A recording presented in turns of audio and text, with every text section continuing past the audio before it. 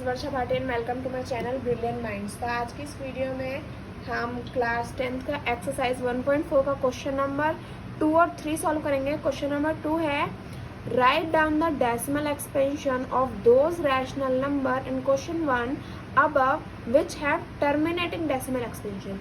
जो हमने question number 1 solve किया था उसमें हमने कुछ पार्ट्स को टर्मिनेटिंग बताया था और कुछ को नॉन टर्मिनेटिंग बताया था।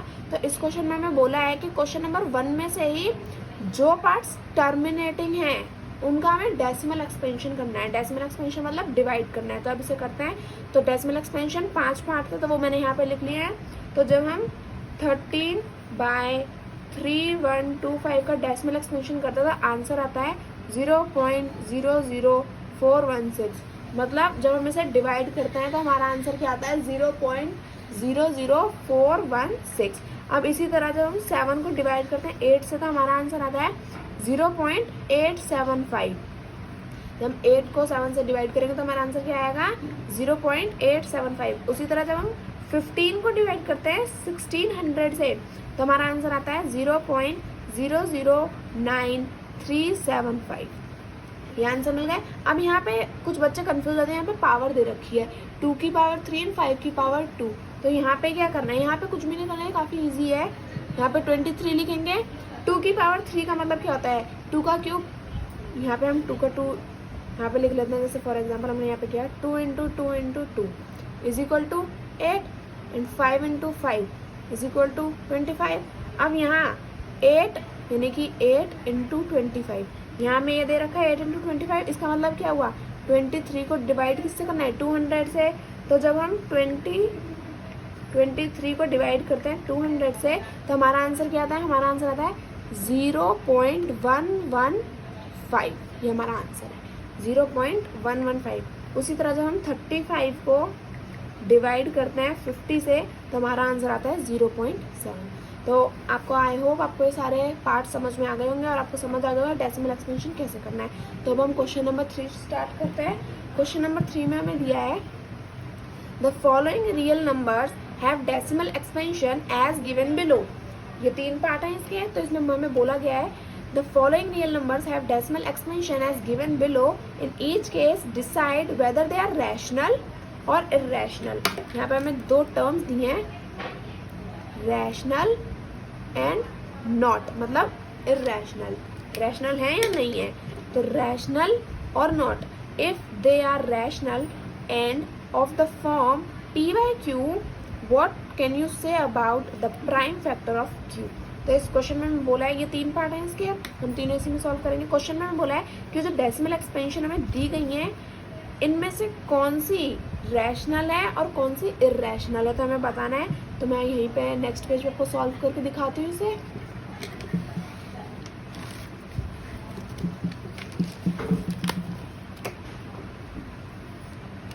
हमारा पहला पार्ट क्या था, हमें पहला पार्ट दिया हुआ है 43.1234567 एंड 9।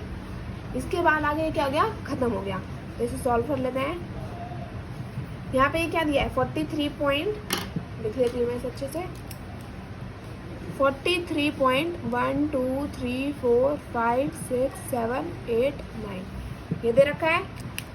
अब हमें इस क्वेश्चन में बोला है कि ये रैशनल है या इर्रेशनल है, ये हमें बताना है। तो अगर मैं कहूँ कि ये रैशनल है तो हमें इसे बताना भी तो पड़ेगा ना कैसे है। तो मैं इसे बताती हूँ। देखो यहाँ पे दिया है 43.1234567 8 9। यहाँ पे ये 9 के आगे क्या हो गया, खत्म हो गया। मतलब एक टाइम पे आके क्या हो गया, खत्म हो गया। तो ये क्या हुआ, टर्मिनेटिंग नंबर हुआ।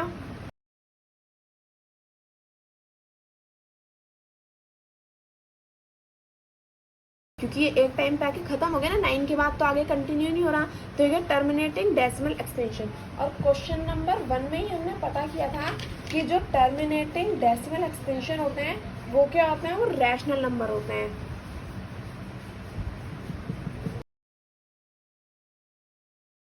p/q की फॉर्म में लिख सकते हैं। लेकिन जो q की जो डिनोमिनेटर जो है हमारा q, वो किस फॉर्म में होना चाहिए, वो होना चाहिए या तो 2 × 5 के पेयर में। यहाँ पे 2 की पावर कुछ भी हो सकती है, यहाँ कुछ भी हो सकता है 6 1 2 3। तो 2 की पावर जैसे हम यहाँ पे a और b ले लेते हैं। तो 2 की पावर a, b की पावर 5 की पावर b कुछ भी ले सकते हैं, या फिर 2 होना चाहिए या फिर 5 होना चाहिए। तो यहाँ पे ये क्या है, टर्मिनेटिंग डेसिमल एक्सपेंशन है। टर्मिनेटिंग डेसिमल एक्सपेंशन क्या होता है, रैशनल नंबर होते हैं। So hence q is present in the form of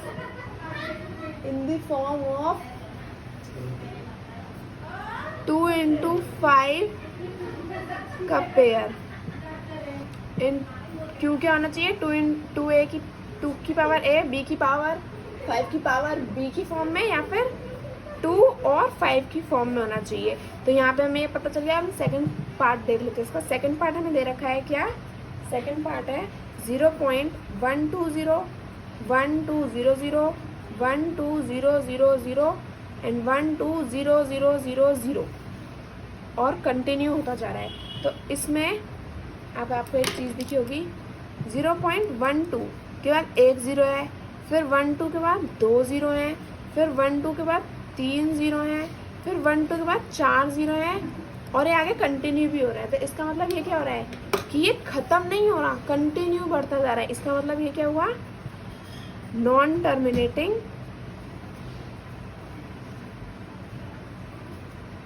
terminating repeating decimal expansion. Repeating decimal expansion. और जो नंबर हमारे non terminating repeating decimal expansion होता है वो क्या होता है, इर्रेशनल होते हैं, इर्रेशनल नंबर्स। और पी बाय क्यू की फॉर्म में जो क्यू होगा, ना तो वो 2 की पावर a इंटू 5 की पावर b की फॉर्म में होगा, ना 2 में होगा और ना 5 में होगा। तो ये क्या हो गया, ये इर्रेशनल नंबर हो गया। अब इसका थर्ड पार्ट सॉल्व कर लेते हैं। थर्ड पार्ट हमें दे रखा है 43.123456789 की पावर, और इसके ऊपर बार दे रखा है। बार का मतलब सॉल्यूशन 43.123456789 बार का मतलब क्या होता है कि ये नंबर आगे क्या हो रहा है, रिपीट होता जा रहा है। तो रिपीट हो रहा है मतलब खत्म नहीं हो रहा। तो इसका मतलब क्या है, नॉन टर्मिनेटिंग रिपीटिंग डेसिमल हो गया। क्या लिख लेते हैं इसे, non terminating repeating decimal expansion.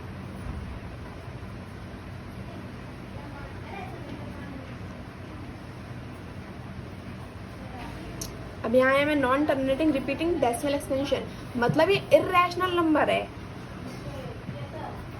Irrational number. और इर्रेशनल नंबर में टी बाई क्यू की फॉर्म में जो क्यू होता है, या तो वो लिखा ही नहीं जाता, या फिर जो क्यू होता है वो 2 की पावर a इंटू 5 की पावर b की फॉर्म में नहीं होगा, और 2 और 5 अलोन में नहीं होगा। मतलब ना तो 2 होगा ना 5 होगा, ना 2 की पावर a ना इंटू b की 5 की पावर b में भी नहीं होगा। तो इसी के साथ हमारे क्वेश्चन नंबर 3 सॉल्व हो गया है पूरा। आई होप आपको ये वीडियो समझ आ गई होगी और सारे क्वेश्चन भी समझ में आ गए होंगे। अगर वीडियो अच्छी लगी तो प्लीज़ वीडियो को लाइक कर दें and subscribe my channel for more videos. Thank you for watching.